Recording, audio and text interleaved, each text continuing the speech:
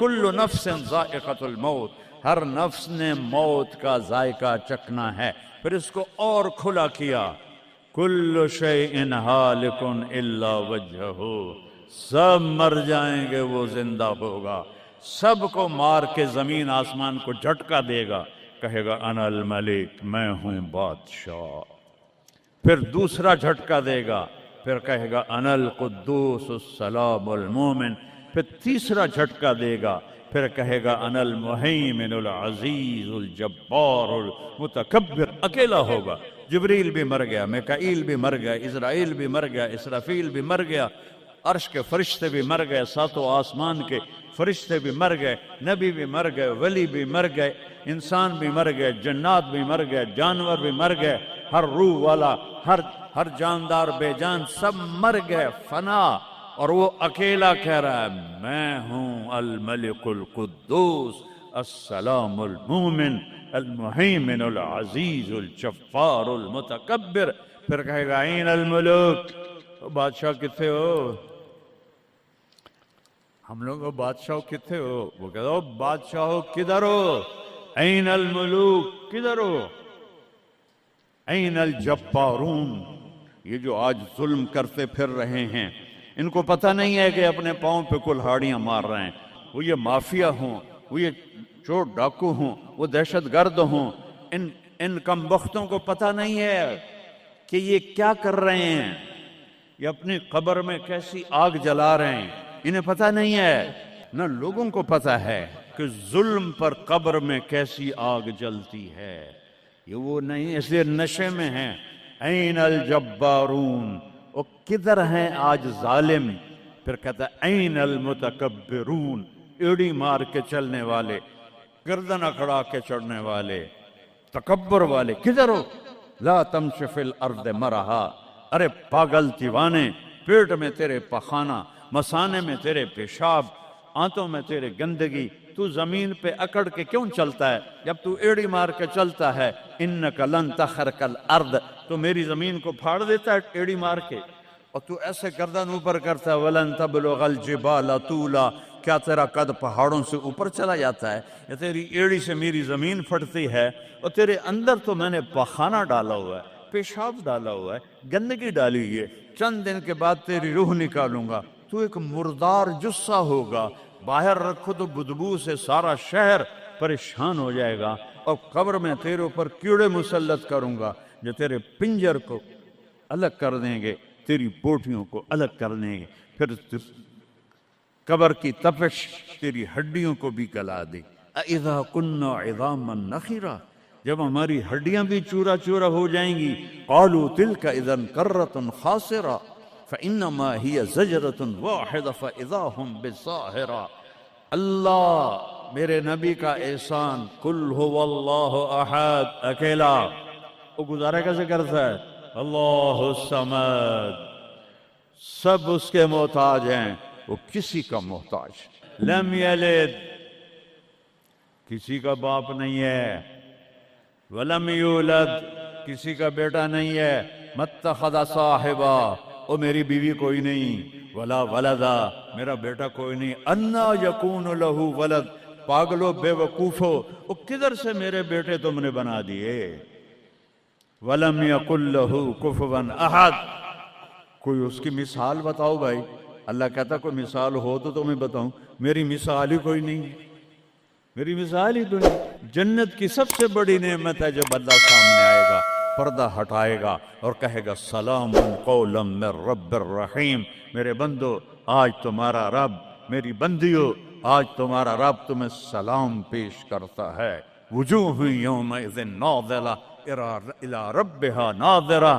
جب اللہ اپنا پردہ ہٹائے گا، جب جنت والے جنت میں اور سارے جنتی اپنی اپنی جگہ میں، تو فرشتہ اعلان کرے گا اللہ کی ضیافت ہے، جمع ہو جاؤ، سارے جمع ہوں گے، ایک میدان ہے جنت الفردوس میں، اس کا نام مزید ہے، جبریل آئے ایک شیشہ لے کر، یا رسول اللہ یہ شیشہ، اس میں یہ نقطہ آپ نے دیکھنے کہا کہ یہ کیا ہے، کہ یہ میدان مزید ہے، اس کا نام ہے مزید، اس کی گھاس زعفران کی ہے، پر پیلی نہیں، سفید رنگ کی گھاس ہے، اور یہ اللہ کے دیدار کی جگہ ہے۔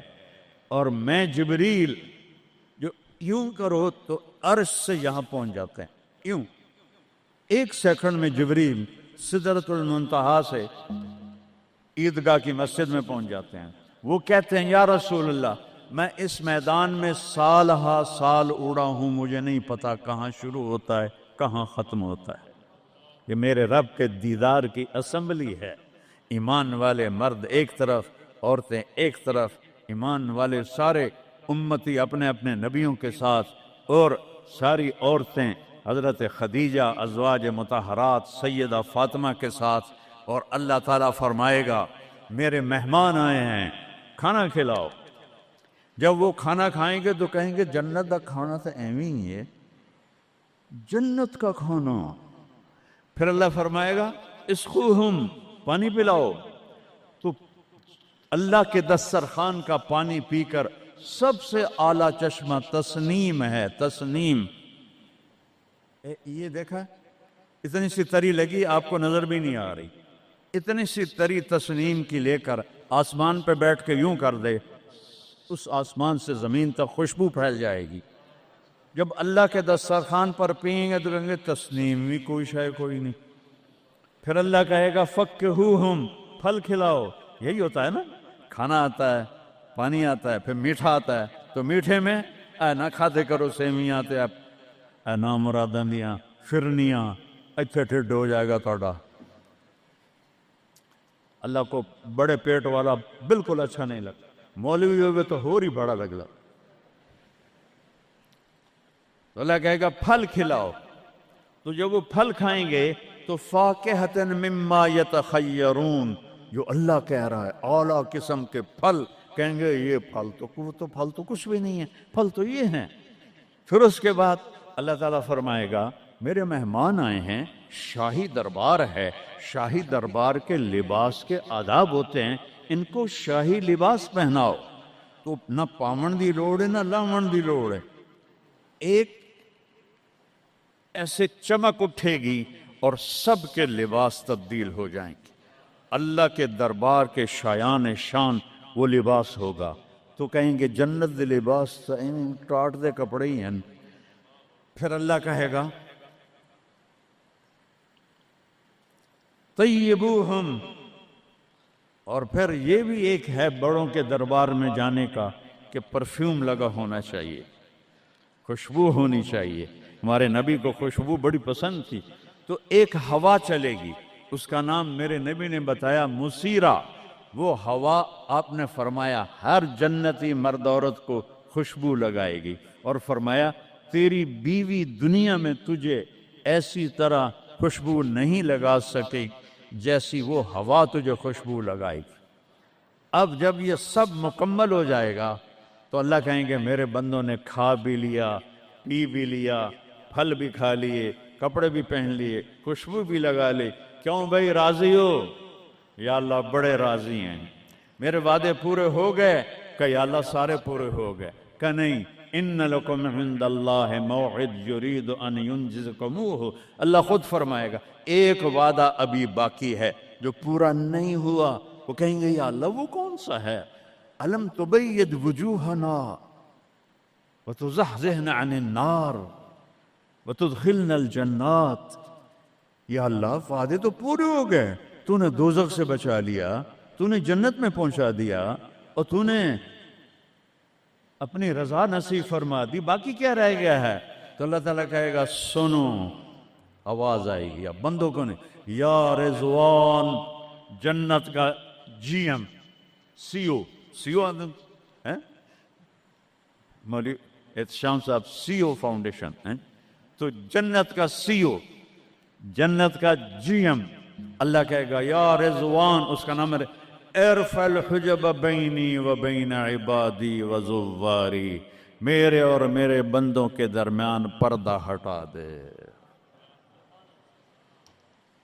دوزخ کا سب سے بڑا عذاب، آخرت کا سب سے بڑا عذاب دوزخ نہیں ہے، انہم یومئذ عن ربہم لمحجوبون، اللہ کے دیدار سے محرومی پہلے فرمائی، ثم انہم لصال الجحیم، پھر وہ جائیں گے آگ میں۔ آگ چھوٹا عذاب ہے، اللہ کے دیدار سے محرومی بڑا عذاب ہے۔